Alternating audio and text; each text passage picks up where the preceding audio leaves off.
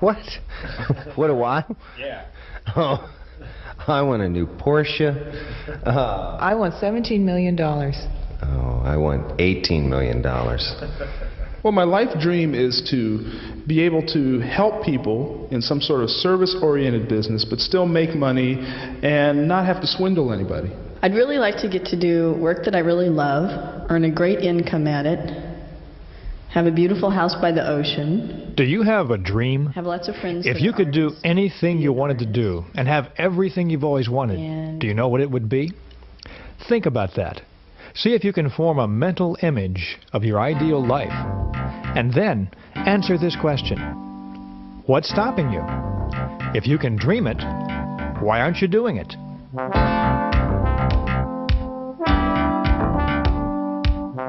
This is The Magic of Thinking Big, a plan for personal success by Dr. David Schwartz, one of America's foremost experts on motivation. David Schwartz is president of Creative Educational Services, Incorporated, and he's a professor at Georgia State University. He's presented his ideas at thousands of conventions, management seminars, professional meetings, and clinics. And he's also helped thousands of people work better, sell better, manage better, earn more money, find greater happiness and personal satisfaction. On these tapes, David Schwartz will show you how to think big, how to believe in yourself, how to overcome enemies of success such as fear, excusitis, and self-doubt. You'll learn effective confidence-building techniques and how to turn defeats and setbacks into victories. You'll discover how to make your attitudes your allies for achieving success. And David Schwartz will show you how to think and act like a leader. So to start you on your road to success, here is David Schwartz. Success means many wonderful, positive things. Success means personal prosperity, financial security, a better life for you and your family. Success means finding real happiness and real satisfaction from life. Success, for those with the courage to pursue it, is the goal of life. At the outset, keep in mind that the size of your success is limited only by the size of your thinking. If you think small, with small ideas and small ambitions, then your success in turn will be small. But if you think big and believe in yourself, then your success will also be big. And here's the good news. No matter who you are, or what you are, or where you are right now, you can start thinking big. You can travel the road to big success. In fact, that's what you're doing at this very moment. You are taking your first giant step toward learning and applying the magic of thinking big to your life.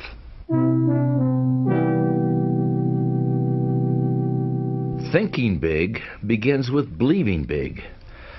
You know, one of the greatest pieces of success-building wisdom is found in that biblical quotation that says, "Faith can move mountains." That is the essence of believing big. When you tell yourself, "I'm positive I can," then your attitude, your belief, generates the power, the energy, and the skill to get the job done. Just listen for a moment to these two voices. Ooh, that's a really big project. I don't know. I think it's a little bit too broad. The scope is too big for this department. Maybe what we should do is call in an outside consultant on this one. Wow, this is really great. This kind of assignment is really going to make this department grow. This is what we've really been looking for. We need the challenge to stretch, and I give you my personal guarantee you'll get 150% out of us. The difference between these two statements is belief.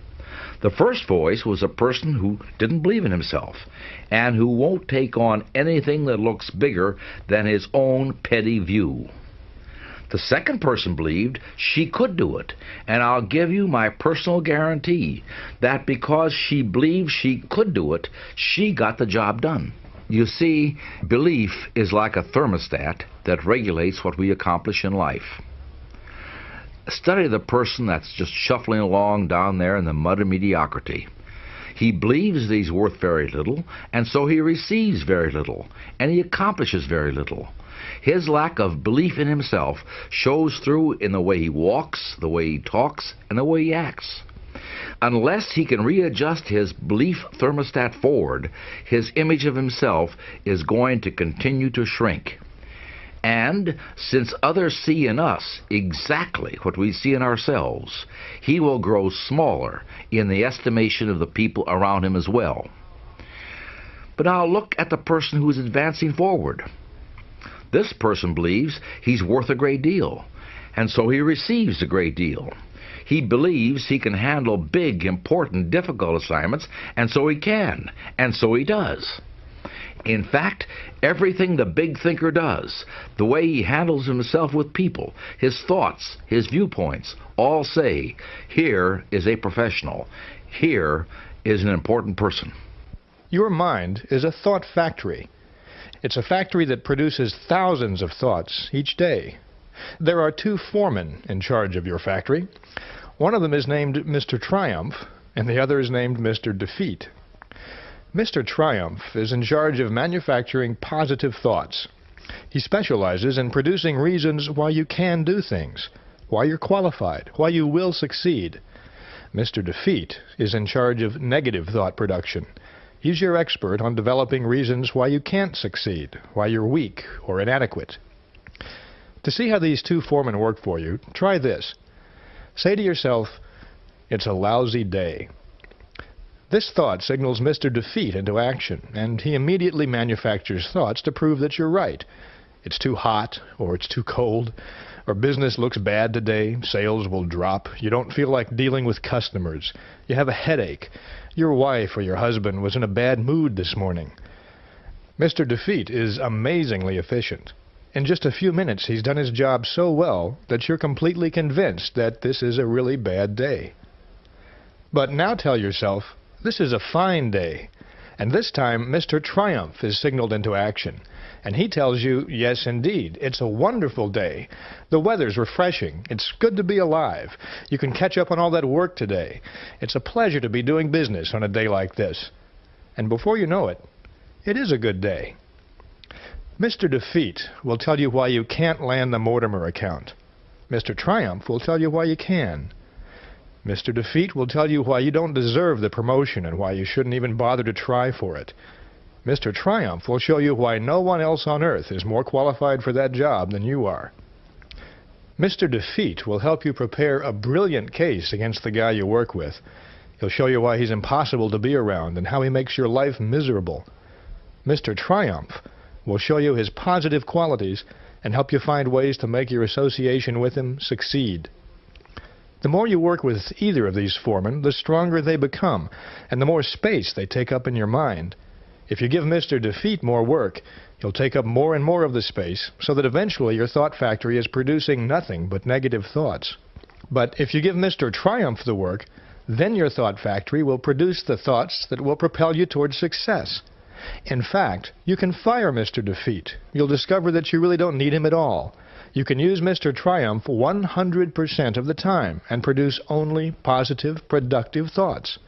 The result of this kind of thought production is the most basic ingredient in personal success: self-belief. A few years ago, I heard a remarkable story from an executive who talked to me after I addressed a group of business people in Atlanta. He told me that he had a personal experience that tied in perfectly with my talk that evening, and he wanted to share it with me. So we went to a coffee shop and made ourselves comfortable, and this is what he told me.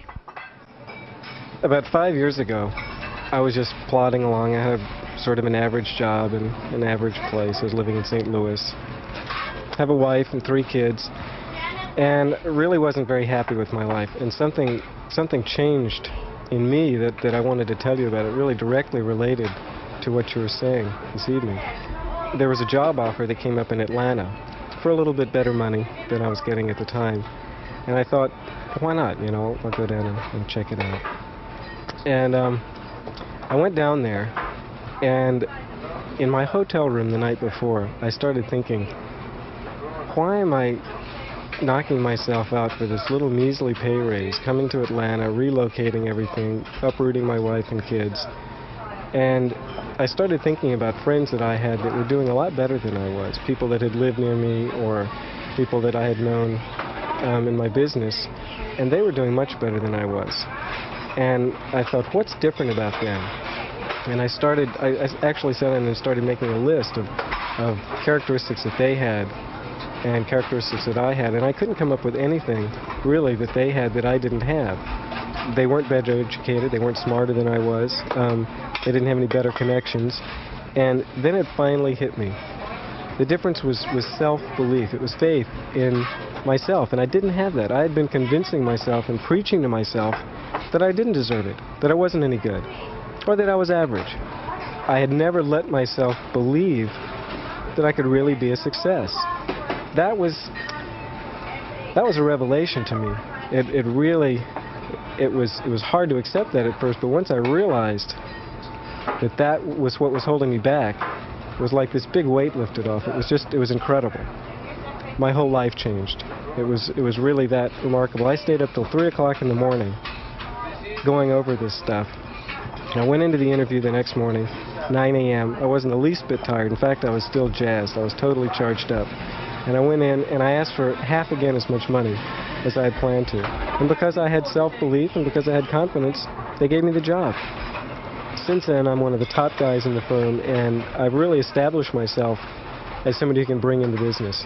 And the firm reorganized 3 years ago. I got a huge bonus, a stock option, and a salary increase. Everything has just been going up and up since then. I realized that it was that discovery that night that I made, my discovery of my own self-worth and my belief in myself, that made the difference. Like everyone says, you can't sell a product if you don't believe in it. And it's the same with yourself. Now I believe in myself. That's a remarkable story. And it's not unique. Time and time again, people have proven they can change their lives. They can increase their earning power, improve their self-esteem, change their self-image, sell themselves better, live better, be happier, and achieve greater success. And it all starts with self-belief. There are examples of the power of belief all around you. Today we fly on jet airliners because back at the turn of the century, two bicycle mechanics, Orville and Wilbur Wright, believed in themselves and their ideas. Astronauts landed on the moon in 1969, one of the greatest achievements in the history of mankind, because of the skill and determination of thousands of dedicated people. And those people were all inspired by the words and leadership of one man, John F. Kennedy, who had the power of self-belief. Right now, today, more people are becoming millionaires in America than ever before. Contrary to the Mr. and Mrs. Defeats of this world, the fact is there are more opportunities for success and big achievement right now than ever before in history. This is a fabulous, wonderful time to be alive, and you can make the most of it if you begin by believing in yourself. So I want to offer you a guide for developing the power of self-belief. It goes like this. Number 1, think success. Don't think failure. At work, at home, with business associates, or with family and friends, substitute success thinking for failure thinking. When you face a difficult situation, think, I'll win, not I'll probably lose. When you compete with someone else, think, I'm equal to the best, not I'm outclassed. When opportunity appears, think, I can do it, never I can't. Let the master thought, I will succeed, dominate your thinking process. Thinking success conditions your mind to create plans that produce success. But thinking failure does the exact opposite. It produces failure. Number 2, remind yourself frequently that you are better than you think you are. Successful people are not superhuman. Success does not require genius. There's nothing mystical or lucky about success either. Successful people are just ordinary folks who have developed belief in themselves and what they do. So never, never sell yourself short. Third, believe big. The size of your success is determined by the size of your belief. Think little goals and expect little achievements. Think big goals and win big success. And remember this, big ideas and big plans are often easier and certainly no more difficult than small ideas and small plans. I want to give you a quote from Ralph J. Corner, who said this at a leadership conference when he was chairman of the board of General Electric. He said, "We need from every person who aspires to leadership a determination to undertake a personal program of self-development. Nobody is going to order a person to develop. Whether a person lags behind or moves ahead in his specialty is a matter of his own personal application. This is something that takes time, work, and sacrifice. Nobody can do it for you." Now that, my friends, is good advice. Start living that advice. People who reach the top rungs in business, engineering, selling, law, real estate, medical care, people who reach the top rungs in any pursuit, get there by following conscientiously and continually a plan for self-development and growth. That's exactly what these tapes are about. Now, any plan for success has to have three components. The first is the what component. You've got to know what it is you're trying to do. The second is the how component. How do you go about accomplishing your goals? And the third component is the payoff, results. In this plan for success that you're developing now, the what component is built on the attitudes and techniques of successful people. How do they manage themselves? How do they overcome obstacles? How do successful people earn the respect of others? Now, the how of this plan for self-development and growth is a series of concrete guides for action, like the one you've just heard for developing self-belief. You'll be hearing more of these. Let me emphasize that these guides work. They've been proven countless of times by thousands of people. I urge you to try them and see for yourself. This leads to the third component, results. Let me tell you what results you can expect, and I assure you that conscientious application of this plan will achieve them. Your personal training program for success will bring you greater respect from your friends and family. It'll bring you the admiration of your business associates, greater status, increased income, and a higher standard of living. Think of this plan as an experiment, and you're the scientist in charge. You already have a fully equipped laboratory in which to work and study. That laboratory is all around you. It consists of the people in your life, the people you see on the street, the people you work with, the people you live with, and of course, yourself. This laboratory is rent-free, and there is no limit to the amount of time you can spend in it, nor to what you can learn from it. So, as the director of this laboratory, you'll want to conduct some observations and experiments. I want to give you an experiment to start with right now. To conduct this experiment, pick the two people you know that you feel are the most successful. If you want to, jot their names down in the booklet. And then pick the two most unsuccessful people that you know. And as you follow this plan for self-development and success, come back to the set of names and observe how the principles and ideas that you'll be hearing apply to these people. Anytime you run across an attribute or a practice that pertains to successful people, recall the names you've picked and see who it best applies to.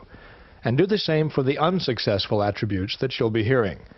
For example, self-belief is the important attribute of successful people that David Schwartz has described. Which of the people you've picked does it apply to? If your experiment bears out the results of others who've conducted it, you'll notice that successful people adhere to the techniques and methods of positive big thinking, while unsuccessful people display the attributes of self-defeat and mediocrity.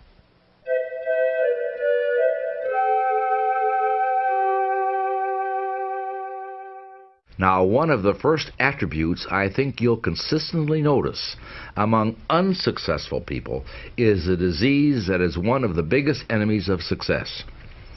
I call this disease excusitis. Here's what excusitis sounds like.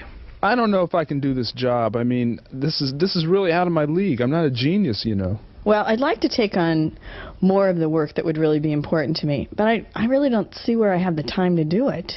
I'm really rushed now just to finish the work that I already have. I can't imagine how I would find more hours in the day to finish more work. You know what they say, you can't teach an old dog new tricks, and believe me, this old dog is just too far along to start anything new at this point. Look, with my health the way it is, I just do what I can to get by. I'm not about to press my luck and give myself a heart attack. Sounds pretty awful, doesn't it? And if you looked at the lives, ambitions, and accomplishments of these people, I can tell you what you'd find. Not much. A lot of mediocrity. In case after case, excusitis is the difference between the person who is going places and the person who is going nowhere. You'll find that the more successful a person is, the less that person makes excuses for anything. Now, this disease of excusitis comes in several forms, and like most diseases, it gets worse if it isn't treated. A victim of this thought disease thinks like this: I'm not doing so well. What can I use as an alibi that'll help me save face? Let's see, poor health, lack of education, too old, the way my family brought me up. And each time this person uses an excuse, it becomes more deeply embedded in his subconscious. Probably when he first used the excuse, he realized that it was just an alibi or a lie. But the more he uses it, the more he believes it, until he is convinced that the excuse is the real reason for his lack of progress. So right now, I want you to vaccinate yourself against excusitis, the disease of failure. There are a number of types of this disease, and when you listen to what follows, you'll find out how to protect yourself against each of them. Well, I'd like to take on more of the work that would really be important to me, but I really don't see where I have the time to do it. I'm really rushed now just to finish the work that I already have. I can't imagine how I would find more hours in the day to finish more work. First, let's deal with what may be the most common form of excusitis: time. You hear this one everywhere. I don't have time, or not now, I'm too busy. People who make this excuse are saying, it takes every minute I've got just to keep up, so how do you expect me to put out the extra effort it takes to get ahead? But there's a basic fallacy in this excuse, and this is it. Everybody, whether you're the president of a big company or the paper boy, everybody has exactly the same amount of time. You and I both have 24 hours a day, 168 hours a week, no more, no less. The question is, what do you do with your time? Most people spend about 51 hours a week sleeping and about 50 hours a week at work, counting commuting time. So far, that's 101 hours. On average, people spend about 15 hours a week eating, figuring 2 hours a day for breakfast, lunch, and dinner, and a few minutes here and there for snacks. That's 116 hours. Now throw in 24 hours a week for relaxing, reading, watching television, playing with the kids, making love with your spouse, and getting some exercise. That makes 140 hours. And on top of that, throw in 4 hours a week for going to church or watching a football game. That makes 144 hours. But remember, there are 168 hours in a week. So even after we've eaten, slept, worked, played, made love, and even watched a lot of television, we've still got 24 hours left over. You could watch another 6 hours of television a week and still have 18 hours unaccounted for. So where do people get this excuse? I haven't got enough time. There is just no truth to the statement. It simply is an alibi for mediocrity, for failing to give yourself the chance to succeed. Successful people don't say, I don't have time. Successful people welcome new challenges, and they find the time to meet them. There's an old business axiom that says, if you want something done, find the busiest person you can and get them to do it. The truth in that axiom is this: a busy person, a successful person, won't hide behind an excuse. That person wants challenges, wants more business, wants that additional assignment, because a successful person knows that success is a direct product of extra effort. So, if you suffer from time excusitis, the cure is simple. Mind you, it's not necessarily easy, but it is simple. Here it is. Resolve now never to say, I don't have the time, or I'm too busy. Always seek ways to accommodate new challenges in your job, or special assignments, or extra time with your family. You may find yourself slipping back into the excuse from time to time, but if you do, catch yourself. When you're about to say, I don't have time, change your mind. It often helps to budget your time, just like you might budget your money. Sit down and write out a time plan. Strive to become that busy person that people seek out for special challenges, instead of another victim of excusitis. Remember, everyone has the same amount of time. The difference is in how you use it. Look, with my health the way it is, I just do what I can to get by. I'm not about to press my luck and give myself a heart attack. Another prominent form of excusitis is health. This ranges all the way from the chronic, I don't feel good, to the more specific, I've got such and such wrong with me. So-called bad health in 1,000 different forms is used as an excuse for failing to do what a person wants to do, failing to accept greater responsibilities, failing to make more money, failing to achieve success. Millions and millions of people suffer from health problems. But is this really a legitimate excuse in most cases? Consider for a moment the other side of the coin. The people who become fabulously successful in spite of health problems and who didn't use health as an excuse. Franklin D. Roosevelt was confined to a wheelchair much of the time by polio, but he still served nearly 4 terms as president. John F. Kennedy was hampered by severe and sometimes crippling back pain, but he never publicly complained. Itzhak Perlman, one of the world's great violinists, has to walk with the aid of crutches. Arthur Ashe, the tennis champion, had his athletic career tragically foreshortened by heart trouble, but he went on to great success in business. There are scores of successful people in every walk of life who suffer from diabetes, multiple sclerosis, and other so-called debilitating diseases, but they don't use them as excuses. The point is simply that your physical condition doesn't need to hold you back, and for most people, health is simply no excuse for lack of success. Doctors will tell you that the perfect specimen of the human animal simply doesn't exist. There's something physically wrong with everybody. Many people surrender, in whole or in part, to health excusitis. But successful people don't. The more you worry about your health, the worse you're going to feel. Not only that, but the more you tell other people about your bad health problems, the worse you're going to make them feel too. You see, whenever you tell someone, I feel rotten today, or I have a headache, you're really telling them, I'm a little bit dead today.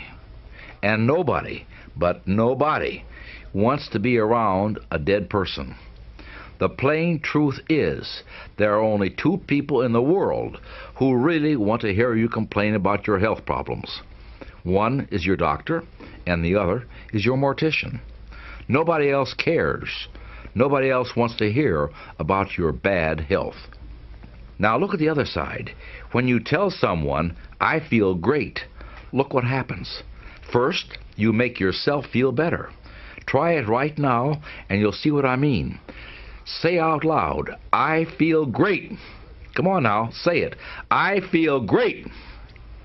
It's impossible to say that and not actually feel better. Second, you make the other person feel better when you tell them how great you feel. And third, you make them feel better toward you. When anyone asks me how I'm feeling, I automatically tell them that I feel so good I can hardly stand it, and if I felt any better, I'd be worried. This makes people laugh, but it also makes me feel better, because how you feel is a product of how you think you feel.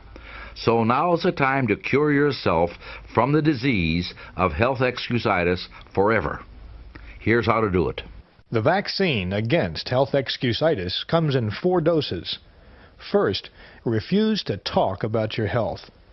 Talking about your bad health is like putting fertilizer on weeds, and besides that, it bores people. Success-minded people defeat the tendency to complain about their health. Second, refuse to worry about your health. If you have a problem, see your doctor, but don't worry about it. It won't make things any better. It will just make things worse. Third, be genuinely grateful that your health is as good as it is. Remember the old saying, "I felt sorry for myself because I had no shoes, until I met a man who had no feet." There's always somebody worse off than you are, so be glad for the good health that you do have, and don't dwell on your health problems. Finally, remind yourself that it's better to wear out than to rust out. Life is yours to enjoy 24 hours a day. Don't waste it. Don't pass up living by thinking yourself into a hospital bed. You know what they say, you can't teach an old dog new tricks, and believe me, this old dog is just too far along to start anything new at this point. Age excusitis is a failure disease of never being the right age to succeed. It comes in 2 forms: I'm too old or I'm too young. How many times have you heard someone say, I'm too old to start a new career now, or I'm too young for all that responsibility? In fact, how often have you heard yourself say it?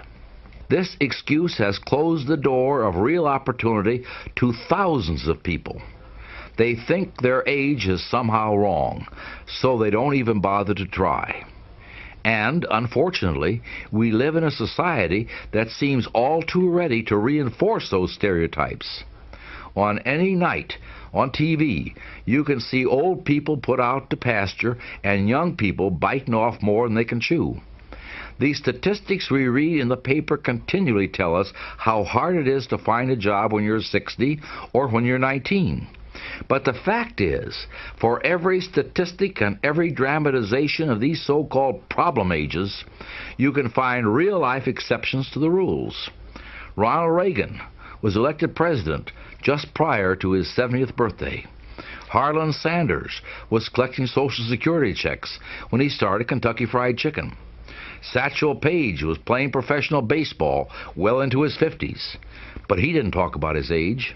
On the other end of the age spectrum, Apple Computer was started by 2 young men in their 20s, and the founder of Federal Express thought up the idea for his express mail service when he was in college. So age is no barrier. It is just an excuse. If you think you're too old to change or too young to accept the challenge, here's a cure. Look at your present age positively. Think, I'm still young, instead of I'm too old. Remember, you're capable of handling any responsibility you believe you can handle. Second, keep this computation in mind. Most people can expect about 50 years of productive working life, from about age 20 to about age 70. If you're 30, you've still got 80% of that productive life ahead of you. If you're 40, you've still got a big 60% of your working life to go. If you're 50, you've still got 40%, at least 20 years of productivity, and that's plenty of time to succeed. Finally, invest your future time in doing what you really want to do. It's only too late when you let your mind become negative and tell you it's too late. Stop thinking, I should have started years ago, because that's failure thinking. Instead, think, I'm going to start now. My best years are ahead of me. That's the way successful people think. I don't know if I can do this job. I mean, this is really out of my league. I'm not a genius, you know. I think the most insidious of all the excuse diseases is intelligence excusitis. It's the feeling that I'm not quite smart enough, or other people know something I don't. Unlike the other maladies we've discussed, people tend to suffer this one in silence. Nobody wants to talk about how dumb they feel, but they feel it deep down inside, and it blocks their road to success. Most of us, you see, make two basic errors with respect to intelligence. One, we vastly underestimate our own brain power, and two, we vastly overestimate the intelligence of other people. Because of these two mistakes, we sell ourselves short, and we fail to take advantage of many opportunities. Some years ago, Dr. Edward Teller, the famous physicist who's called the father of the atomic bomb, was asked what a young person needed to know to become a successful scientist. Teller said, and I quote, "A child does not need a lightning-fast mind to be a scientist, nor does he need a miraculous memory, nor is it necessary that he gets very high grades in school. The only point that counts is that the child have a high degree of interest in science." Interest and enthusiasm are the critical factors, not intelligence.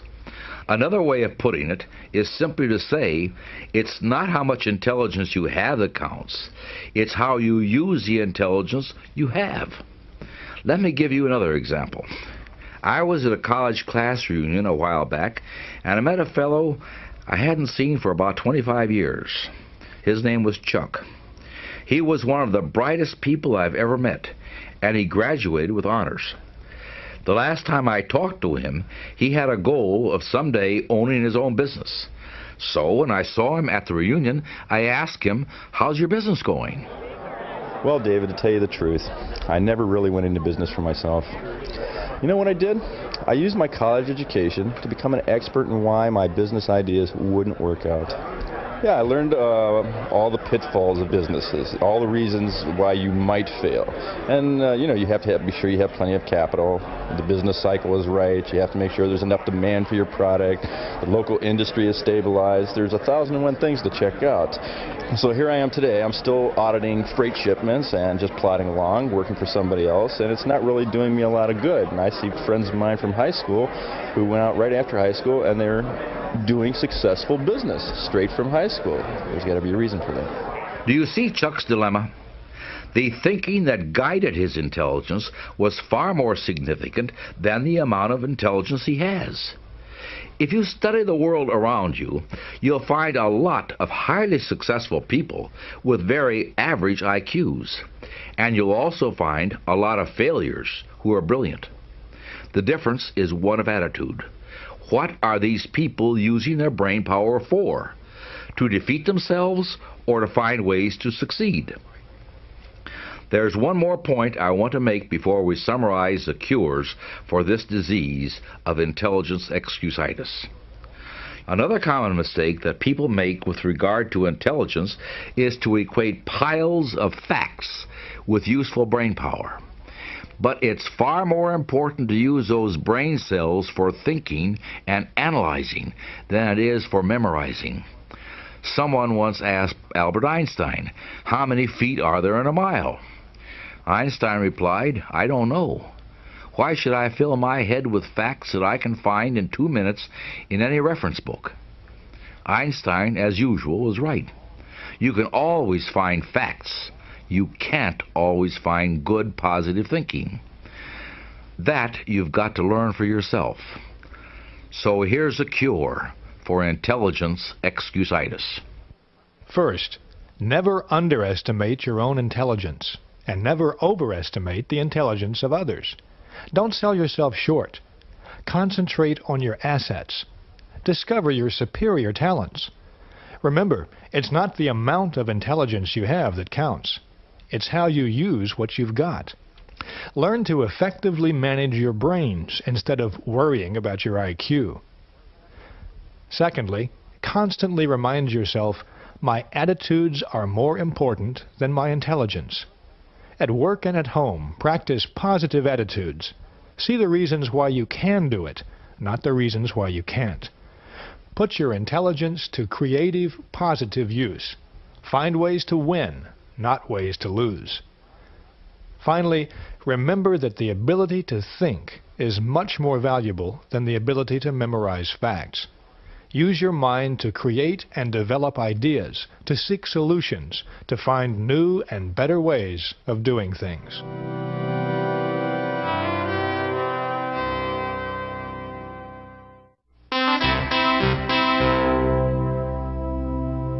So far, we've talked about belief as a basic ingredient of success, and we've talked about excusitis as a major cause of failure. Now I want to state for you the most important single concept in your plan for personal success. Where success is concerned, people are not measured in inches or pounds or college degrees or family background. They are measured by the size of their thinking. How big we think determines the size of our accomplishments. So what we are going to do now is to enlarge your thinking. The first step in this process is to clear away some of the obstacles to thinking big. One of the first ones is self-deprecation. That is, the tendency to run ourselves down or sell ourselves short. This is a very common failure, and many people condemn themselves to a life of mediocrity by refusing to believe in their own abilities and their own self-worth. But I can prove to you right now, by way of another experiment in your people laboratory, that you are many times more accomplished, smarter, and better than you think you are. Here's the experiment. First, think of your 3 major assets. These can be anything that you know that you're good at. You may be well organized, or a good listener, or perhaps you're good at creative solutions to everyday problems. Whatever these are, think of 3 positive attributes that you give yourself credit for. Now, considering each asset in turn, one at a time, think of at least 2 people that you know who you consider more successful than yourself, but who you feel do not have that particular asset to the degree that you do.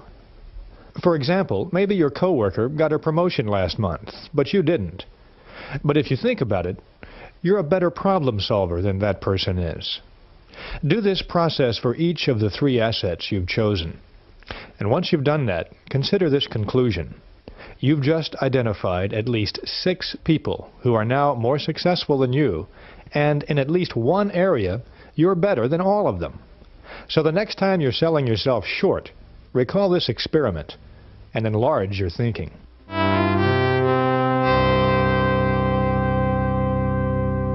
It's important to keep in mind that there's nothing abstract or mystical about learning to think big. It's a very concrete, practical process, and there are specific things you can do to develop the skill. For example, consider the way you speak. Now, words are the raw materials of thought. When you hear words or read words, your mind automatically converts them into images. And when you're doing the speaking or the writing, you're acting as a kind of projector, in effect showing movies in the minds of others. The pictures that you create will determine the reactions to what you're saying. For example, let's suppose you're in a group of people at work, and a supervisor comes before your group and says, "Well, I'm sorry to say that this project has failed." Now, what's your group going to see from these words? What kind of images will you get? You'll see images of disappointment and defeat, inspired by that word, failed. But now let's suppose the supervisor comes before the group and says, "I've got a new approach here that I really believe will work, and I'd like to get your feedback on it." Now, this is a response that will easily fit the same situation, but the supervisor has not created any negative images. Instead, he's created positive ones. The group feels encouraged. They're ready to try again. By the same token, if the supervisor says, "We've got a problem," then the task ahead looks formidable, maybe even insurmountable. But if instead he says, "We face a challenge," then your mind images are likely to be positive. You've got something to look forward to, something to really sink your teeth into. The point is simply this. Big thinkers are specialists in creating positive, forward-looking, optimistic pictures in their own minds and in the minds of others. To think big, we have to use words and phrases that produce big, positive mental images. So here are some examples of phrases that create negative, small mental images, followed by phrases that create big, positive ones. Listen to each of these and ask yourself in each case, what mind pictures do I see? I've tried, but this product just won't sell. The fact is, people don't want it. So far I haven't been able to move this product, but I know it's good, and I'm going to find the formula that'll put it across. I was in that business once, but it failed. Never again. I went broke the first time, but I learned a lot from it. Now I'm ready to give it another shot. Well, let's face it, this one's over. We're whipped. This is far from over. Let's keep trying. Hey, I've got a great idea. Did you notice the difference in the images that those phrases created? Now, listen to the words that you hear around you every day and see if you can perceive the difference between the images created by successful people and the images created by mediocre people. And while you're doing this, start developing your own big thinker's vocabulary. You can do it with these 4 steps. First, use big, positive, cheerful words and phrases to describe how you feel. Remember the cures for health excusitis? When you say, I feel great, you make yourself feel better, and you make others around you feel better too. Say that you feel wonderful at every possible opportunity, and you'll begin to feel better, and bigger, and more successful. Second, use bright, cheerful, favorable words to describe other people. When you and someone else are discussing a third party who's not present, don't run that person down. Instead, go out of your way to compliment that person with big words and phrases, like, they tell me she's working out fantastically well. Everybody's delighted she's here. Sooner or later, negative words will get back to the person in question, and that will only serve to cut you down. Next, use positive language to encourage others. Compliment people personally at every opportunity. Everyone craves praise. Have a special good word for your wife or husband every day. Notice and compliment the people who work with you and for you. Praise, sincerely administered, is a success tool. It's one we'll discuss more later. Learn to use this tool again and again. Finally, use positive words to outline plans to others. Go back to our list of negative and positive phrases from a few minutes ago. Make the positive images part of your vocabulary and weed out the negative ones. When people hear you say, here's some good news, we've got a genuine opportunity, then you'll get cooperation, enthusiasm, and success in return. But if you say, like it or not, we've got a job to do, then you're creating a dull, boring image, and people will react accordingly. So build castles with your words. Don't dig graves.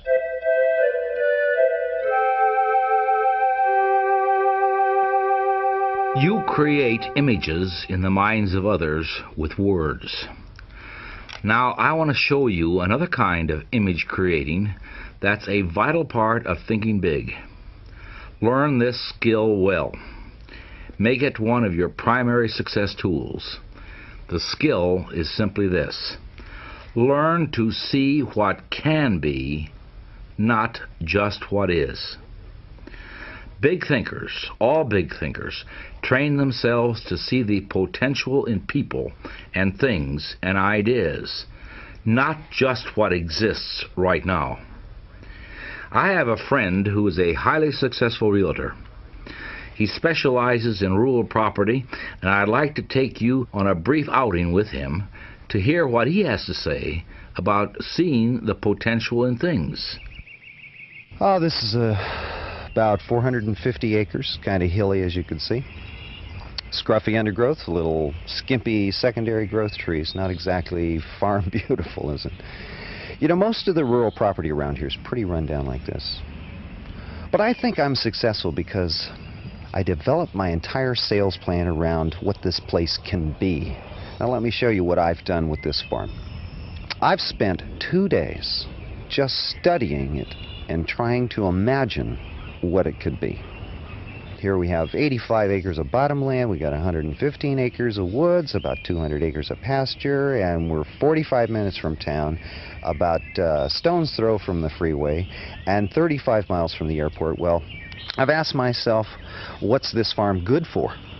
Well, here's one possibility.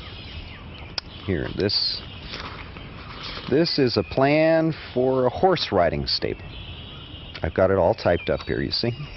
As you can see, we've got all the right ingredients. A rapidly growing city nearby. You can hear the construction from here. Lots of new families moving in. I mean, it's built and designed for families around here.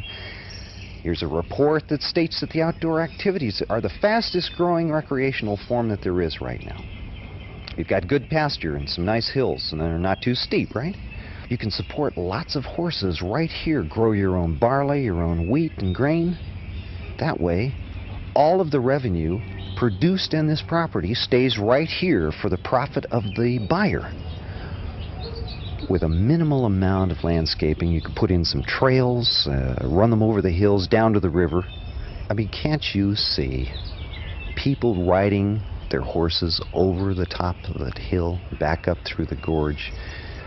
You see, this way, when I talk to prospects, I don't have to convince them that this place is a good buy just as it is.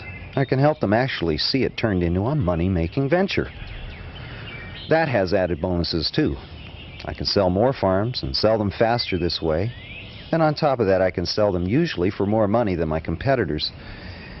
Because they're not just buying a farm. They're buying a farm and an idea. Once again, the moral to this true story is this: look at things not as they are, but as they can be. Visualization, you see, adds value to everything. A big thinker always visualizes what can be done in the future and doesn't limit himself to the present. And always remember, this principle doesn't just apply to things.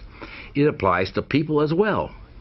If you can see the potential in a customer who comes into your store and spends, say, $5, then you create the possibility that the customer will come back again and next time spend $500. If you drive through Skid Row and see just a bunch of broken down stumblebums and winos, then you're not thinking big.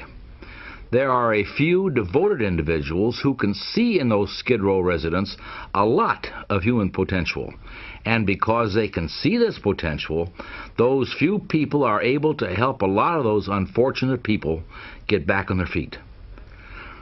The best teachers are the ones who see Jimmy not as a little troublemaker who talks too much, but as an energetic, bright kid who needs a special challenge to get motivated. This teacher isn't seeing Jimmy as he is, but as Jimmy can be. Now, turn this idea inward and look at yourself. What about your own potential, your own worth? If you were to go in for salary negotiations with your boss tomorrow, how would you present yourself? Would you see yourself exactly as you are today? Or would you see the potential you have to offer? The executive you can be in 2 years, or the sales you can bring in over the next 5 years? Are you looking at yourself only in the present? Or do you see yourself as a person you can be at some point in the future? The way to develop the power to see what can be, not just what is to practice adding value to things, people, and ideas. Now, here are some exercises that will help you do this. First, practice adding value to things. Remember the real estate salesman and ask yourself, what can I do to add value to this room, or this house, or this business? Look for ideas to make things worth more. Anything, whether it's a vacant lot or a new house or a business, has value in proportion to the ideas for using it. And practice adding value to people. As you move higher and higher in the world of success, more and more of your job will become people development. So ask, what can I do to add value to my subordinates? How can I help them be more effective? Remember, to bring out the best in a person, you must first visualize their best.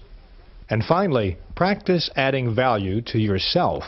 Conduct a daily interview with yourself and ask, what can I do to make myself more valuable today? Visualize yourself not as you are, but as you can be.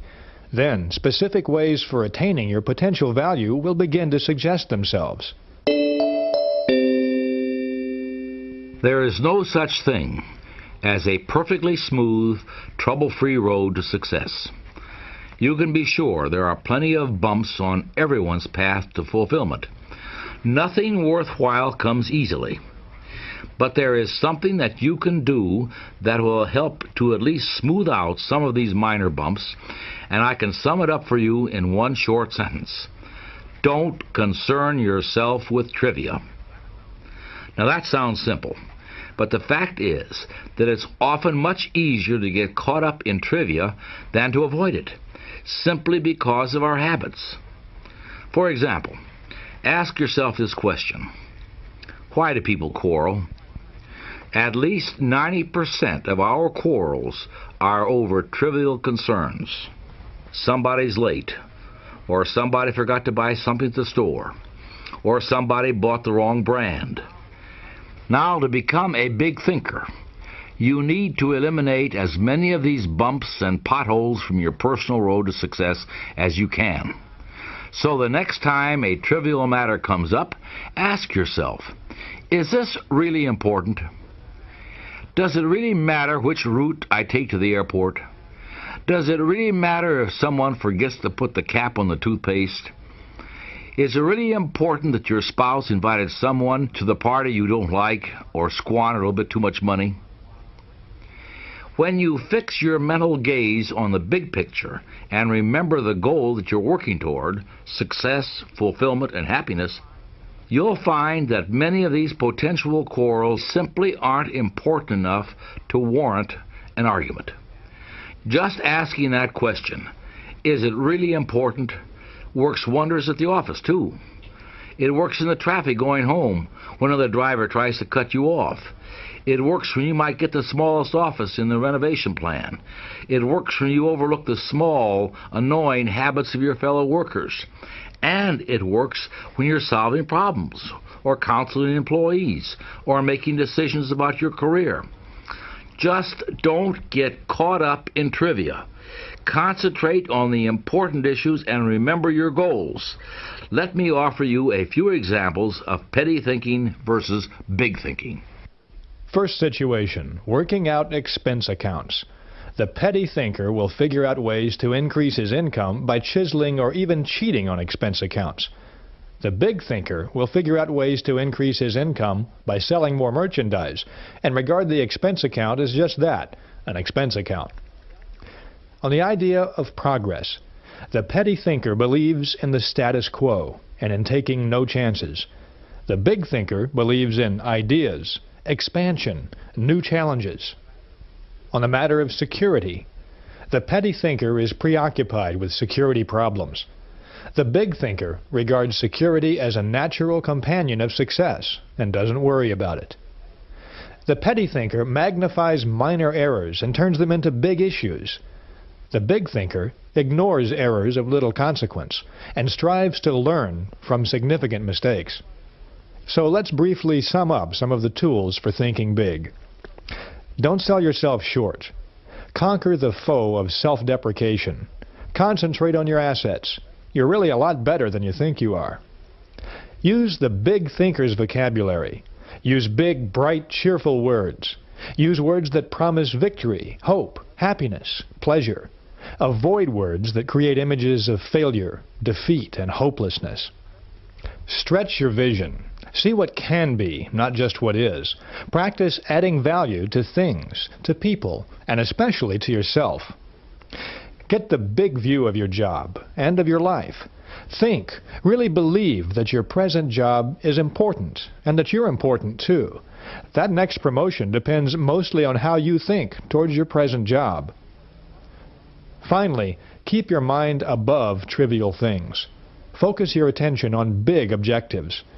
Before getting involved in a petty matter, ask yourself, is it really important?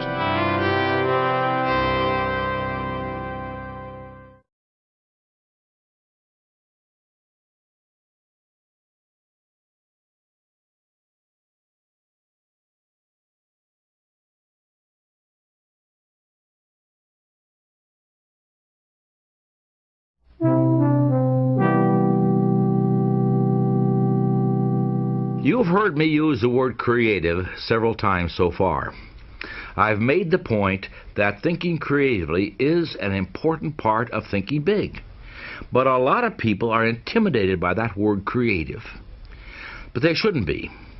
Let me clear up a common fallacy about the meaning of creative thinking. Certain fields such as art and architecture and music and writing and science and a few others have been labeled creative. Now certainly, those fields do involve a lot of creativity, but creative thinking is not reserved for a few special occupations or a few special people. Well then, what is creative thinking? Let me give you some examples. When a low-income family devises a plan to send their children to college, believe me, that's creative thinking. When a neighborhood group turns the neighborhood's most undesirable lot into a beauty spot, that's creative thinking. When a minister develops a plan that doubles his Sunday attendance, he's simply applying creative thinking. Figuring out ways to simplify record keeping, coming up with a new use for a computer program, selling the impossible customer, keeping the kids occupied constructively. These are all examples of practical, everyday creative thinking. And they're just as creative as the architect's new bridge or the composer's new symphony.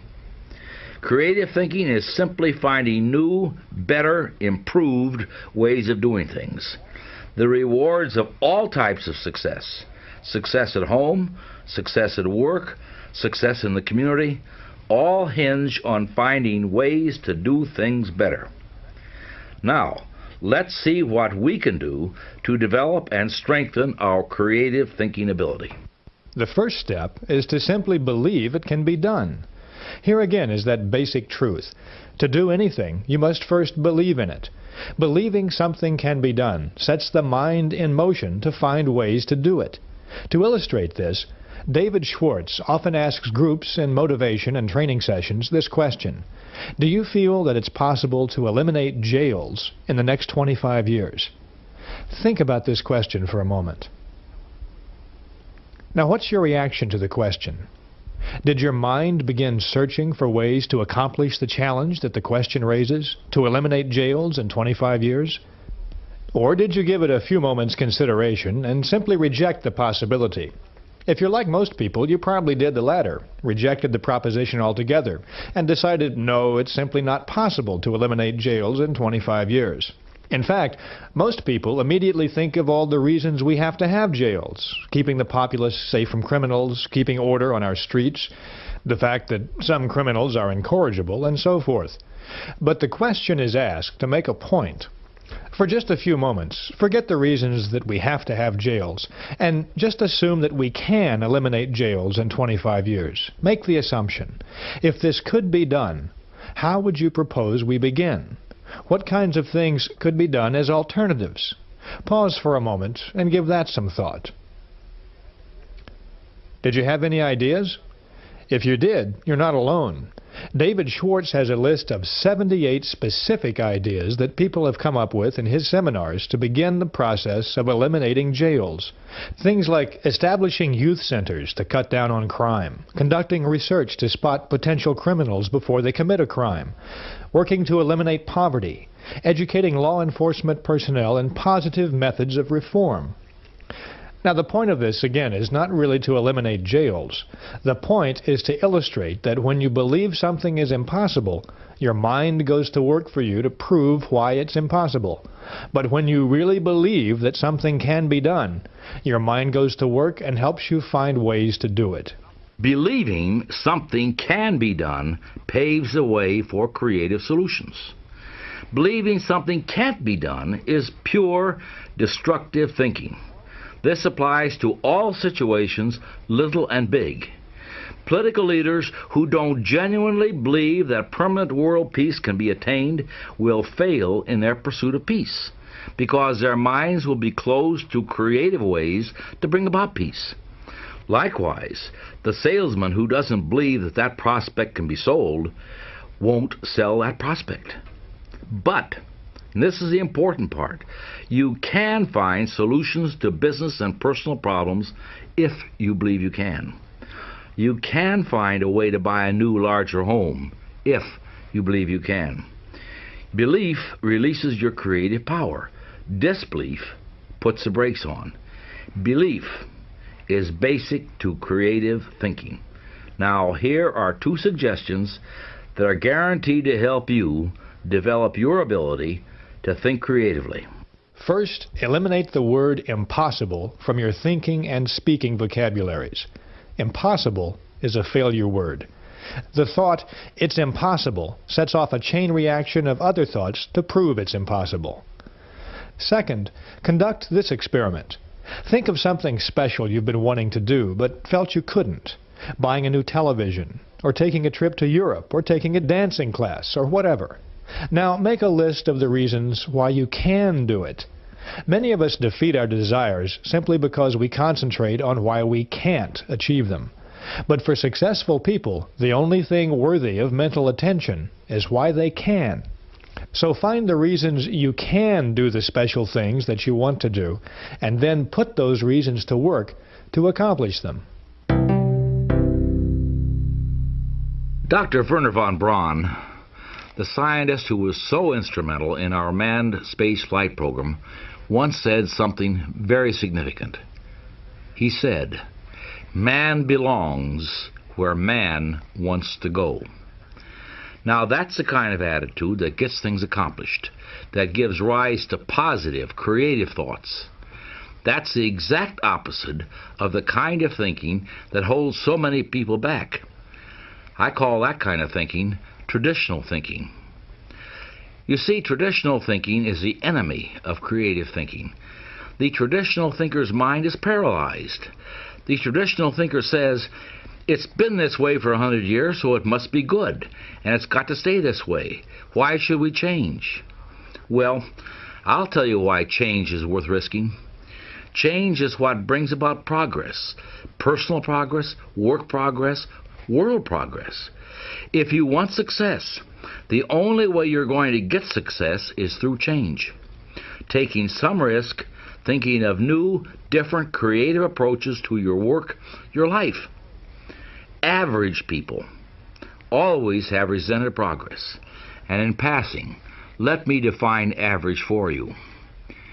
Average should be defined as the worst of the best and the best of the worst.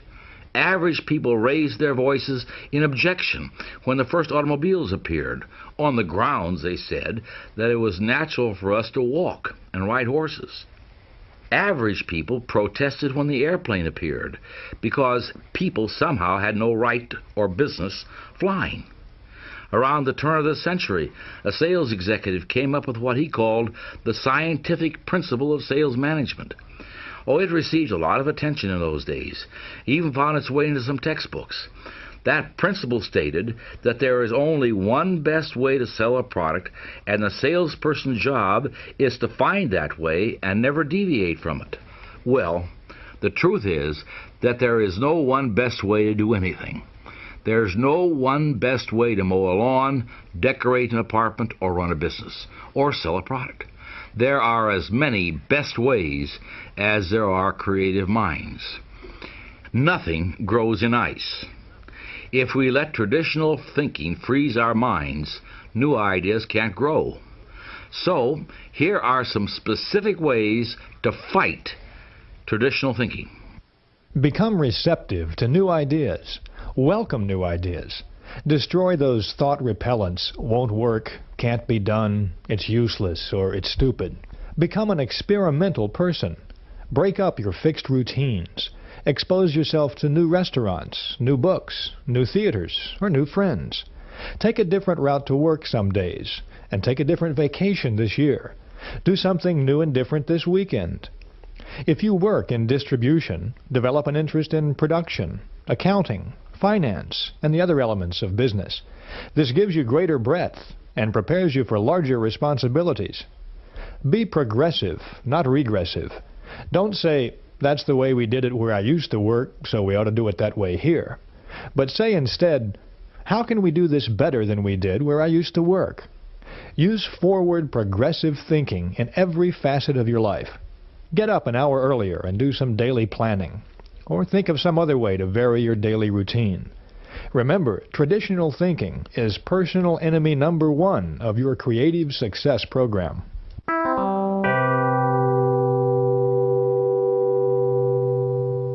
Every day, we are reminded of one of the most basic facts of business life in this country. Successful businesses are always looking for new, innovative, and better ways of doing things.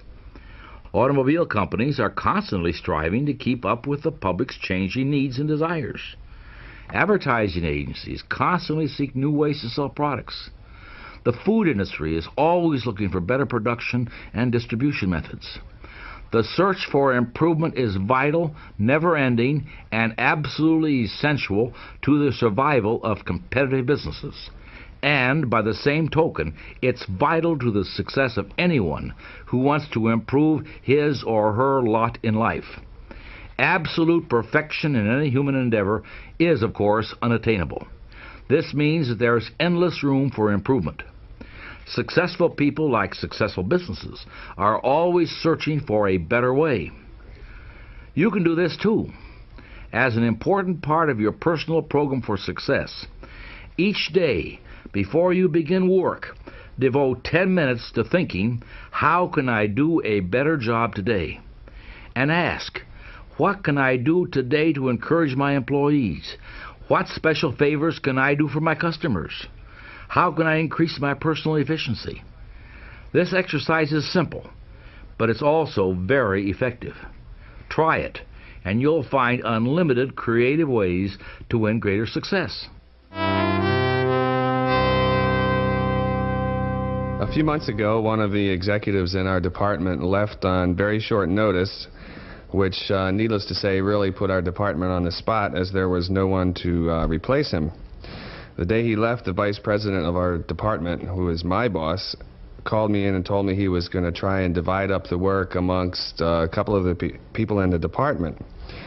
The two people he had already spoken to did not want the additional responsibility. They didn't exactly turn him down flat, but they told him that they were very busy as it was, and they didn't exactly volunteer. So he asked me if I wanted to handle some of the overload. Well, I've always made it a policy of mine to never turn down anything that looked like an opportunity, and that's what this looked like to me. So I said, yeah, I'll take the whole job. He looked pretty surprised, but I think he was pleasantly surprised. After he left my office, I got together with my secretary and we did some work on my incoming and outgoing phone calls, where all the incoming calls were taken in the morning and the outgoing calls were taken in the evening. And my secretary also took on a lot more responsibility and a lot more of the chores herself, which she was very, very happy to do. And after about 2 weeks of this, my secretary and I were handling twice the calls, twice the meetings, about half again as many personal conferences, and the work week actually seemed to go a lot faster. Last week the boss called me in again, told me the board was very happy with the work that we've been doing, and offered me a new job, make the job permanent with a new title and a raise to go along with it. So I guess that shows you that necessity is not only the mother of invention, it's the mother of opportunity as well. I wanted you to hear that man's story because it illustrates one of the best ways I know to stimulate creative thinking. In one word, capacity. In any endeavor you choose to pursue, the success formula is first, do what you do better, and second, do more of it. Improve both the quality and the quantity of your output.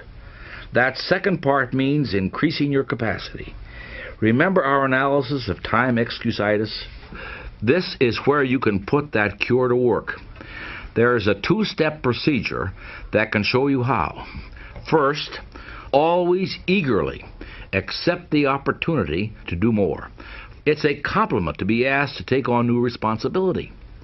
Accepting greater responsibility on the job makes you stand out. It shows you're more valuable. Now the second step is this: concentrate on how can I do more. Ask that question and creative answers are certain to come. Now, some of these answers may be better planning and organization of your present work, or taking intelligent shortcuts in your routine activities, or possibly dropping some non-essential activities altogether. But again, the solutions for doing more will appear when you ask the question, how can I do more? Earlier, I cited an old business axiom. If you want something done, give it to a busy person. I personally refuse to work on any project with someone who has plenty of time. The lesson I've learned from painful experience over the years is that the person with plenty of time generally wants to keep it that way. He's more interested in avoiding responsibility than he is in increasing his output. All successful, competent people are busy. All the successful businesses I know are busy. These businesses constantly ask themselves, how can they increase their output? Now, why not ask yourself the same question? How can you increase your output?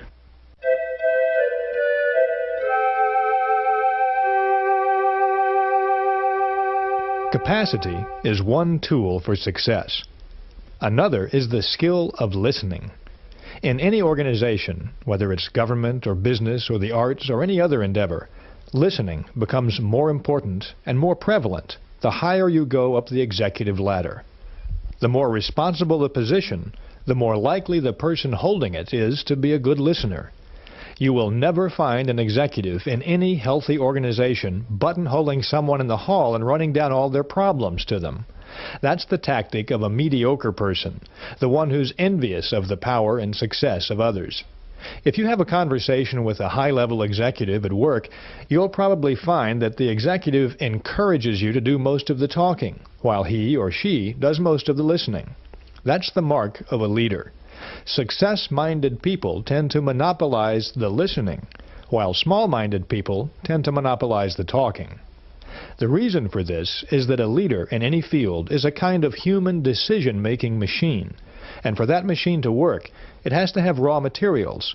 And the raw materials for making decisions are the ideas and opinions of other people, in addition to one's own. Other people won't provide answers and solutions, but they will provide the grist for the leader's creative mill. So if you walk into a top-level meeting at General Motors or the White House or the local school board, you'll most likely find that the person in charge is listening to what others have to say. That person knows that listening is what will give them the information they need to make tough, important decisions. To develop your own listening skills, try this procedure. First, encourage others to talk. In personal conversations or in group meetings, draw out other people with phrases like, "Tell me about your experience," or "What do you think should be done about this?" or "What do you feel is the key point here?" This will give you two important benefits. Your mind soaks up raw material that you can then use to produce creative thought, and you'll also win the friendship and the respect of others. Next, test your own views in the form of questions. Let other people help you smooth and polish your ideas. Use the "what do you think of this suggestion" approach. But don't be dogmatic. Don't announce a fresh idea as if it were handed down to you on a golden tablet. Do a little information research first. See how your associates react to the idea. If you do this, chances are you'll end up with a better idea. Finally, concentrate on what the other person says. Listening is more than just keeping your mouth shut. Listening means letting what's said really penetrate your mind. So often, people pretend to listen when they're really not listening at all. They're just waiting for the other person to pause so they can take over the talking. Concentrate on what the other person says. Evaluate it. That's how you collect mind food. Now let's review what we've heard about the process of thinking creatively. First, go back to the basic idea of belief. When you believe something can be done, your mind will find the ways to do it. Believing a solution is possible paves the way to finding that solution. Eliminate the word impossible and the phrases won't work, can't do, or it's no use trying from your thinking and speaking vocabularies. Don't let tradition paralyze your mind. Be receptive to new ideas. Be experimental. Try new approaches. Be progressive in everything you do. Ask yourself every day, how can I do better? There is no limit to self-improvement. When you ask yourself how you can do better, answers will appear. Try it and see. Ask yourself, how can I do more? Capacity is a state of mind. Asking yourself this question puts your mind to work to find intelligent shortcuts. The success combination in business is do what you do better, improve the quality of your output, and do more of what you do. Improve the quantity of your output. Finally, practice asking and listening. Ask and listen, and you'll obtain raw material for reaching sound decisions. Remember, big people monopolize the listening. Small people monopolize the talking.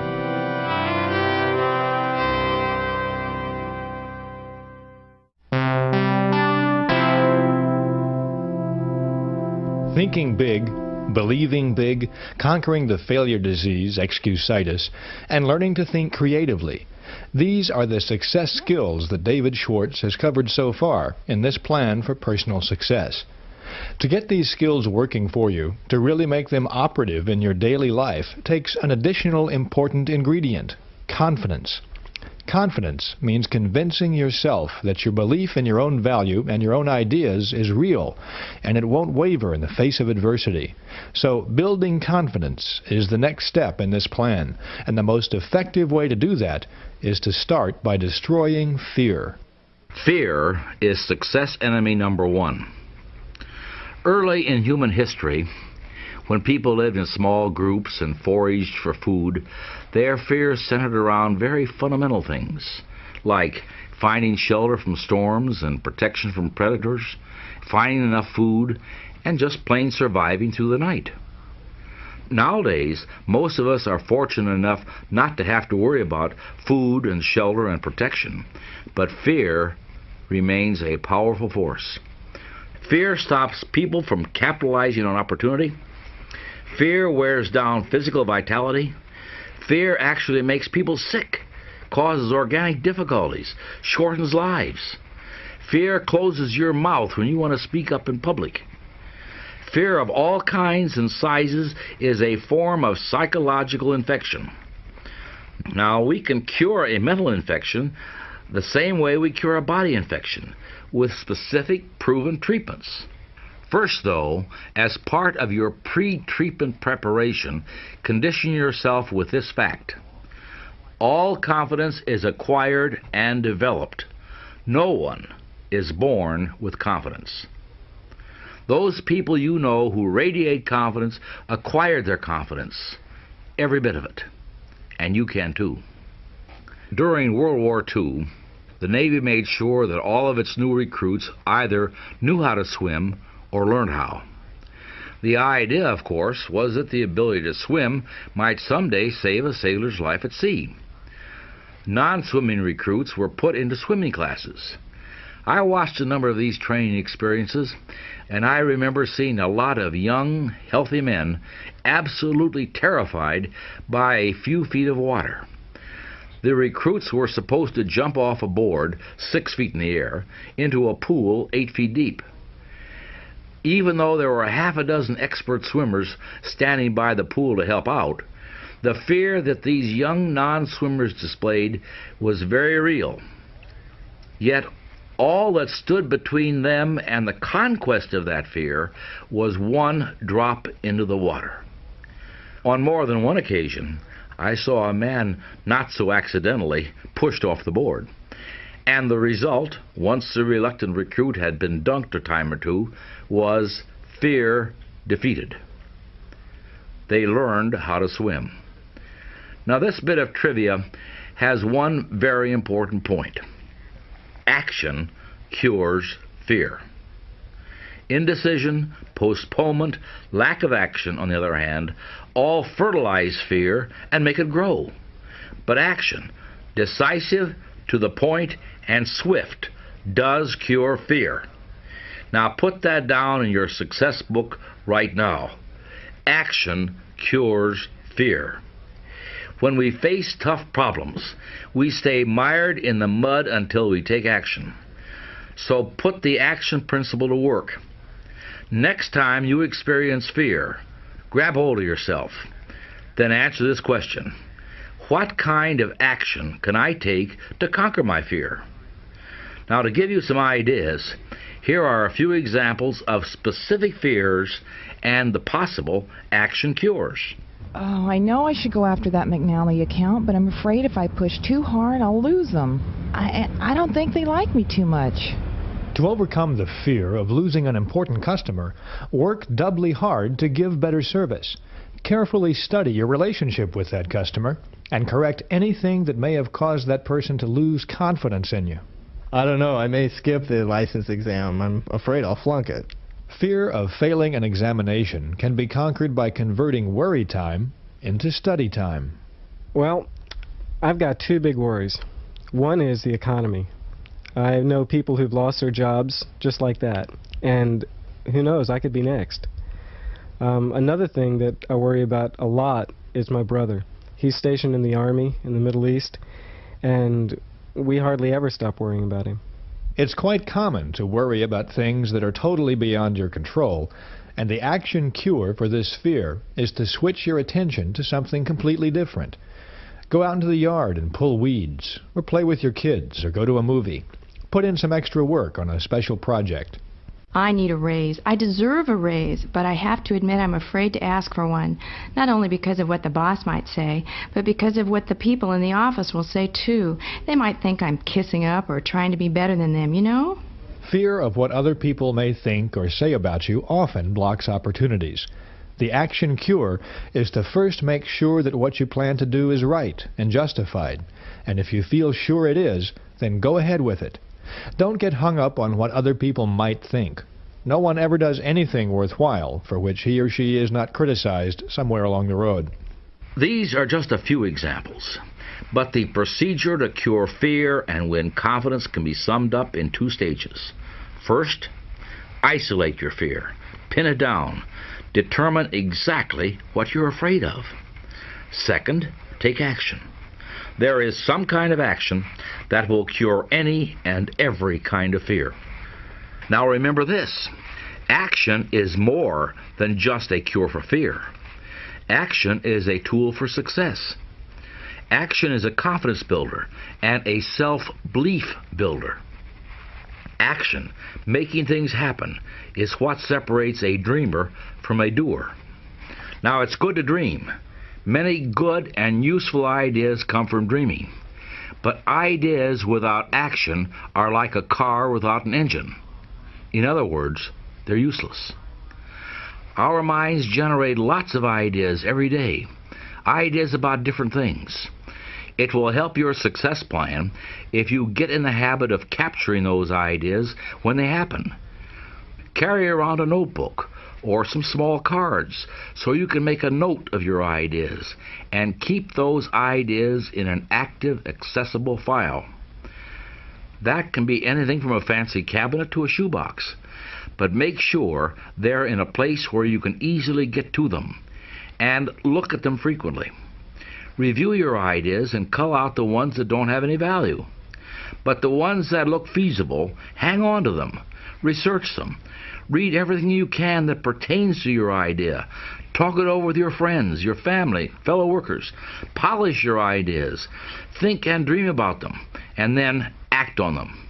Remember, excellent ideas alone are not enough. A fair idea developed and acted upon is 100% better than a great idea that dies because it isn't followed up.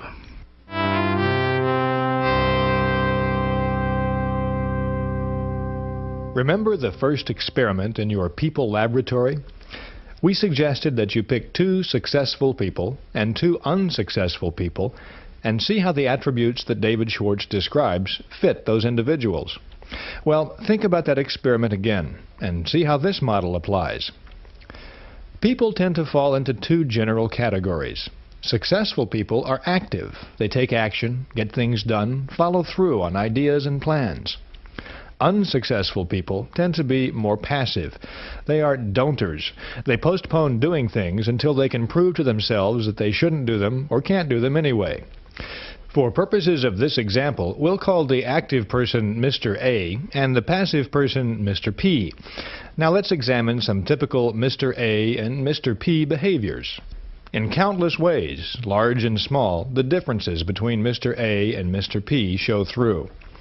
An employee at work does a particularly good job on a tough assignment, and Mr. A decides to write him a note to congratulate him on his achievement.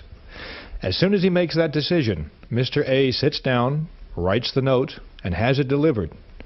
Mr. P decides to write a note too, but he has some other things to do right now, so he doesn't get to it right away. And then he forgets for a day or two, and the note, in fact, never gets written. Mr. A, at the age of 45, decides he wants to go into a new line of work. He researches the field he's interested in, decides on a course of action by formulating a plan for success, and he follows through, step by step. In 2 years, he's on a new career course, and he's glad he made the change. Mr. P, at the same age, also gets the idea that he'd like to try something new. But he sits down and thinks it over, and decides that it's better not to rock the boat at his age, because if he failed, he'd be too old to make a comeback. Mr. A gets the things done that he wants to do, and as a byproduct, he gains confidence. He gets a feeling of inner security, self-reliance, and he also earns more income. Mr. P is afraid to act. He doesn't do the things that he wants to do. He limits his possibilities by convincing himself of the folly of action. As byproducts, he loses confidence in himself, becomes negative about life, and he lives in mediocrity.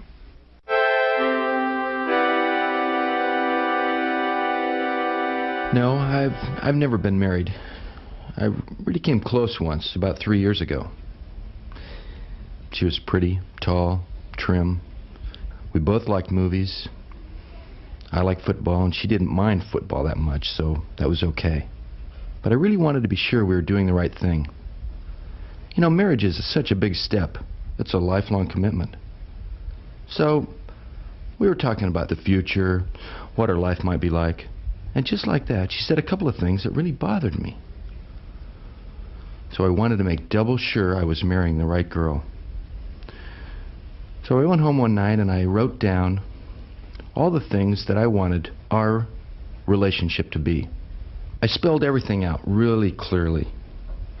I mean, I really thought this thing through. Religion, children, where we'd live, who our friends would be.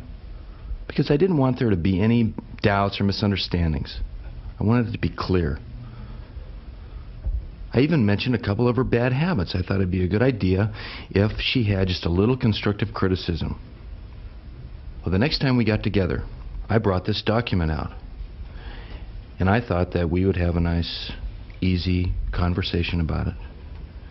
And you couldn't believe her reaction. She blew up. I couldn't believe it. She told me straight where to go, and she called our engagement off right then and there. She actually said, "I don't need a boss, George, so just forget it." And you know, in thinking back, maybe I did go a little overboard. But it just seems to me that in making that big a decision, you can't be too careful, right? Wrong, George. Absolutely wrong. You can be too careful. In fact, you were too careful. The test of a successful person is not the ability to eliminate all problems before they arise, but rather to meet and work out difficulties when they do arise. We must be willing to make an intelligent compromise with perfection, or else we will wait forever, because conditions will never be right. Cross bridges when you come to them, not before. About 2 years ago, my wife and I lived in an apartment, one of those places out in the suburbs. It wasn't too big, but it was kind of nice. But it really cost a mint to rent, $750 a month, which was a lot, and we'd been kind of saving up some money to buy a place of our own, knowing that that would take a long time. But what would happen is every time I made out the rent check, I thought, no, there's got to be a better way. This is not what I want to be doing. So one day when I was making out the rent check, I said to my wife, I said, Susan, let's go buy a place of our own. And she looked at me and she said, well, yeah, we can't do that. We've only got $6,000 in the bank. We need at least twice that much to make a down payment. And I said, well, there's got to be a way to do this. I mean, people buy houses all the time, and why don't we just go for it and see if we can make it happen? So she said, okay, let's give it a try. And we started to look for places. We looked for about a week or so and came up with a nice place that we needed $15,000 to make a down payment for, which meant we needed to come up with another $9,000. It turned out we couldn't borrow the money from a bank. We went around to all of our banks, and we're kind of stuck for a bit, but then, see, it was a new house, and I thought I could go to the builder and maybe he could loan it to me. And I did, and he went with the idea. And that meant we only had to come up with another $450 a month to pay back this loan, because we were going to pay it back over a 2-year period. And we sat down and redid our budget and squeezed another $200 out of it. So we needed to find another $250. And then Susan had an idea. She said, well, wait a minute, I can maybe go talk to my boss, because he's advertising for another part-time person. And she did. She explained the situation. We needed another $250, and she knew he couldn't afford to give her a raise. But if she could do this other job, he would get a good employee, we could get the money, and everybody would be happy. Well, the guy was so surprised, he said, yeah, let's do it, let's go for it. So we did it. Everybody was happy. We're paying the house off now. We're living in a nice place. And I guess where there's a will, there is a way. Jim and Susan get A's for action on this one. They didn't let obstacles stand in their way, and they didn't wait for things to be just right before they acted. They decided they wanted something, and they went for it. The resolution to take action ignited their minds to think of ways to accomplish their goals. On top of that, they both gained tremendously in new confidence. It'll be much easier for both of them to take action in future situations. Both of these examples point up the benefits of action. You give your ideas value by acting on them. Again, regardless of how good an idea is, it is useless until you act on it. A good idea not acted upon brings tremendous psychological pain. But a good idea acted upon brings enormous mental satisfaction and peace of mind. Action, you see, feeds and strengthens confidence. Inaction, on the other hand, in all of its many forms, feeds fear. I've heard it from actors, newscasters, professional athletes, even paratroopers.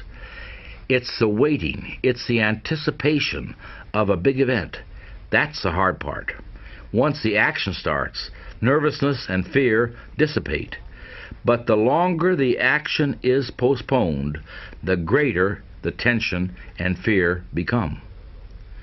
So, if you're dreading making a certain phone call, make it, and the dread will disappear. If you're afraid of confronting a problem with your superior, don't put it off. That will only increase your anxiety. Discuss it, act on it, and discover how those worries are conquered. Make this a resolution. Build your confidence and destroy your fear through positive action.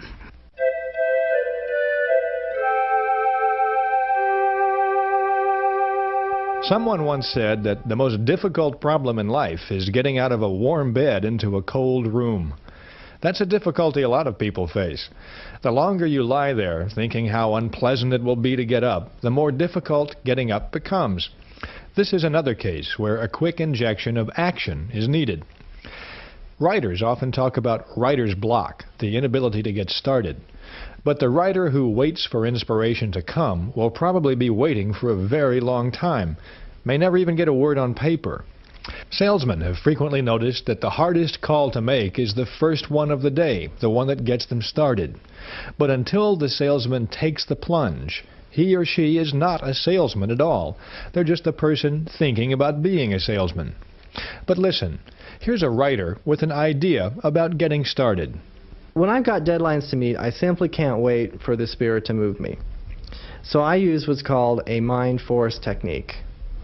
I make myself sit down at my desk, then I just pick up a pencil or a pen or whatever, and I just go through the mechanical motions of writing. Sometimes I just doodle, sometimes I just, the idea is just to get my fingers and arms in motion. If there's a particular subject I'm writing on, I'll start writing anything at all that I can think of about that subject. Pretty soon, without being conscious of the transition, my mind gets on the right track and I just go from there. People who get things done in this world don't wait for the Spirit to move them. They move the Spirit. Try these 2 exercises and see for yourself. First, use this mechanical starting method to accomplish simple but unpleasant business or household chores. Rather than thinking about the task, just jump right in and start doing it without any deliberation. Washing dishes, for example, or filing those papers at work. Don't even let yourself think about it. Just start doing it. That's the most effective way to handle these chores. Second, once you've done a few chores this way, use the mechanical method to create ideas, map out plans, solve problems, and do other work that requires top mental performance. One good way to get going on big projects is with a very inexpensive investment, a pencil and paper. With these 2 tools, you can tie your mind to a problem. When you write a thought on paper, your full attention is automatically focused on that thought. That's because the mind is not designed to think one thought and write another at the same time. And when you write on paper, you write on your mind, too. Tests prove conclusively that you remember something much longer and much more exactly when you write it down on paper. In addition, once you master this pencil and paper technique for concentration, you can think in noisy and distracting situations. When you want to think, just start writing, or doodling, or diagramming. It's an excellent way to move your spirit. Now let's summarize the ideas around using action to conquer fear and to build confidence and get moving towards success. First, be active, not passive. Strive to be someone who does things. Be a doer, not a don'ter. Don't wait until conditions are perfect to act.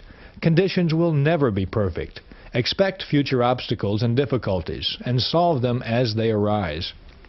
Remember that ideas alone won't bring success. It's important to dream, but your ideas have value only when you act on them. Use action to cure fear and gain confidence. Do what you fear doing, and the fear of doing it disappears. Try it and see. Don't waste time getting ready to act. If you have trouble getting started, use the mechanical method to move your spirit. Don't wait for the Spirit to move you.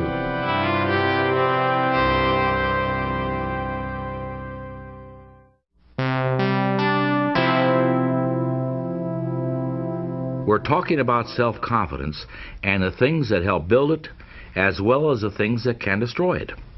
One of the major obstacles to building self-confidence is often your own memory.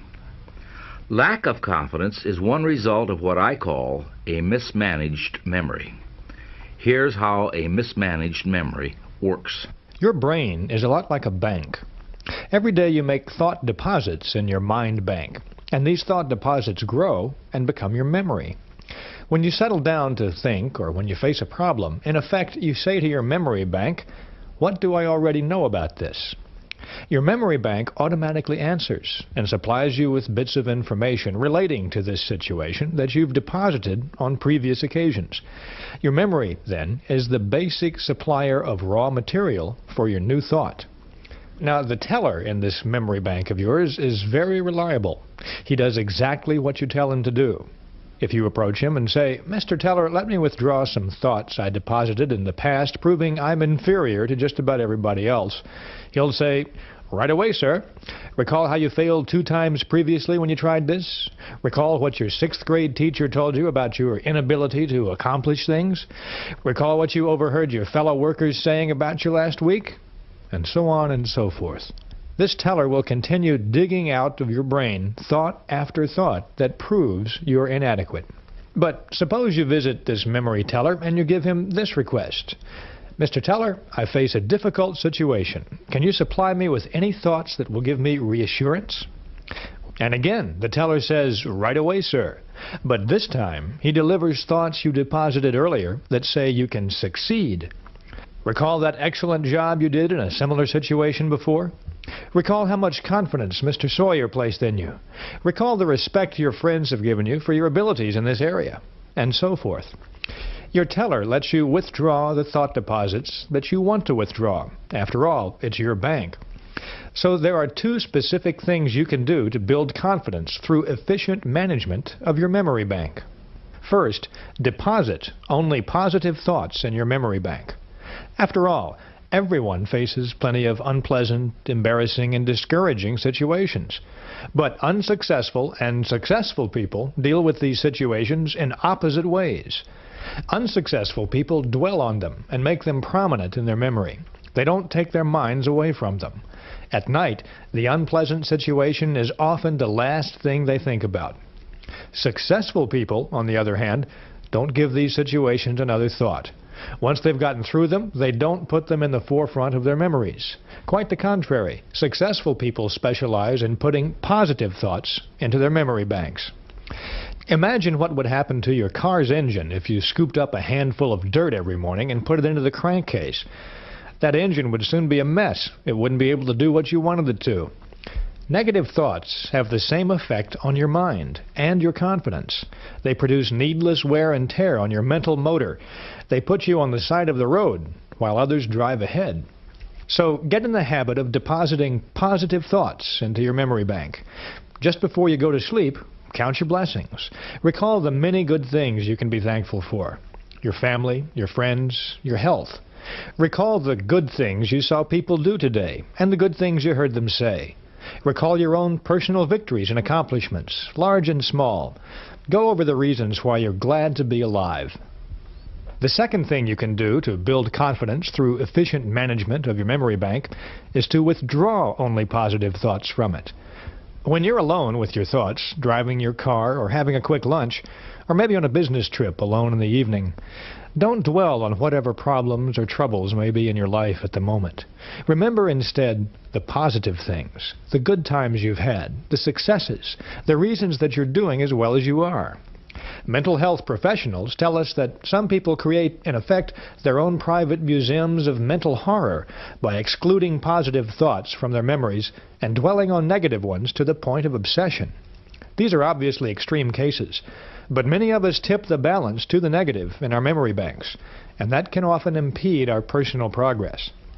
And whether the psychological problem is big or little, the cure comes when you learn to quit drawing negatives from your memory bank and draw positives instead. Don't build mental monsters. Refuse to withdraw unpleasant thoughts from your memory bank. When you remember situations of any kind, concentrate on the good part of the experience. Forget the bad. If you find yourself thinking about the negative side, turn your mind to something else. Take a nap. Go for a bike ride. Work in the yard. You don't need negative thoughts. You can live much better on a pure diet of positive ones. The encouraging thing that you'll discover if you practice these attitudes is that your mind will cooperate with you. Your mind really doesn't want the negative thoughts. If you ignore them, your teller will eventually cancel them out of your memory bank. One of the most common mental monsters we build is our impression of other people and how we measure up to them. People often fear other people. Why is this? Why do so many people feel self-conscious around other people? And what can we do about it? Fear of other people is a big, big fear. But there is one way to conquer it. You can overcome that fear if you learn to put people into proper perspective. I remember when I was inducted into the Army back in 1942, I was a very shy, confused young man, and I thought that everybody was bigger than I was, stronger, smarter, in every way superior to me. And my experience in the induction center really taught me something different. I saw maybe 1,000 people come through there who were tall, skinny, smart, dumb. In any event, they were all just almost as confused as I was. In fact, in many cases, much more confused. So I started gaining a sense of worth about myself, realizing that the people that are my peers are just as confused and just as scared as I am about this world that we're entering into. So from then on,